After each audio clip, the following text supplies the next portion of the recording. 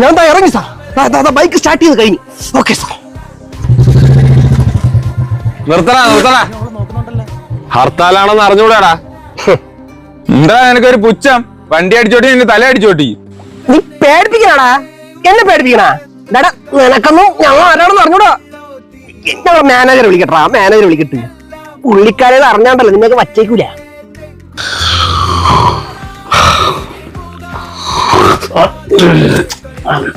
നിങ്ങൾ വിളിക്കുന്ന subscriber switch off ചെയ്തിരിക്കുകയാണ്. ദയവായി അല്പനേരം സ്വിച്ച് ഓഫ്. ചേട്ടാ സത്യം പറഞ്ഞ ഞാൻ ഹർത്താലാണെന്ന് അറിഞ്ഞില്ല. അറിയാതെ വണ്ടി എടുത്തോണ്ട് ഇറങ്ങിയതാ. ആണാ? ഹർത്താൽ അറിഞ്ഞില്ലല്ലേ? അറിയിച്ചു തരാം.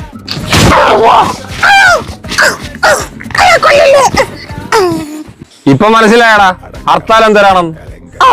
മനസ്സിലായി ചേട്ടാ.